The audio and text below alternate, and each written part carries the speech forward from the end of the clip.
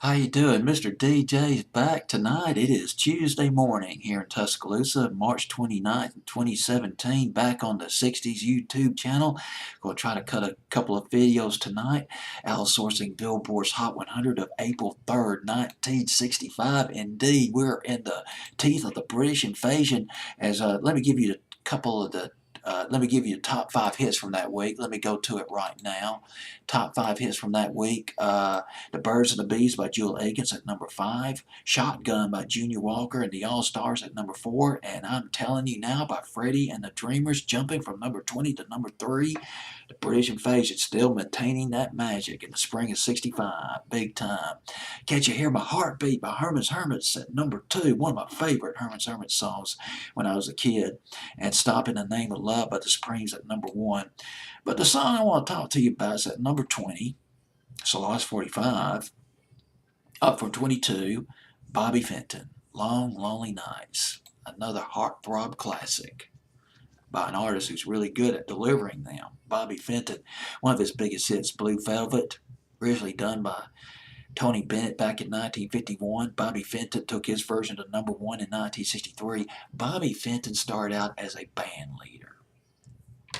You're not going to believe this. This is just an incredible story.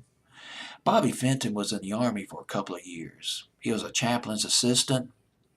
When he got out of the Army, he became a band leader, had his own big band, got a big break, a major break when they appeared on Guy Lombardo's TV Talent Scouts. That led to a contract with Epic Records. Then things fell off. Almost got catastrophic. 2 albums bombed. 3 or 4 singles didn't do anything. Epic Records was, Bobby, you need a hit record. If you don't give us a hit record, we're going to have to let you go. Something to that effect. Around this time, Bobby Vinton found his first hit record in a reject pile. It was called Roses Are Red, My Love. He recorded it himself. Epic would not do the promotion on this record. He had to do it himself. Bobby Vinton bought 1,000 copies of that record. He dispatched a young woman to deliver the record to the DJs along with a dozen red roses. Great promotional gimmick. Went to number 1 for a month. It saved Bobby Vinton's recording career right there, that song. So we go to this record right here, Long Lonely Nights by Bobby Vinton at number 20 on Billboard's Hot 100. And that song was originally done back in 1957 by Lee Andrews and the Hearts. Lee Andrews actually was one of the co-writers of that song. They were a doo-wop R&B band from Philadelphia.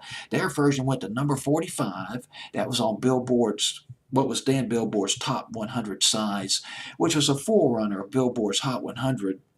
And then Clyde McPhatter, former lead singer of the Drifters back in the early 50s, he had a go at the record, but it was just top 50 on the Billboard charts.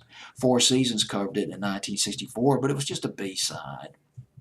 It wasn't meant to be a hit for them. But Bobby Vinton, he took his version up to number 17 on Billboard's Hot 100.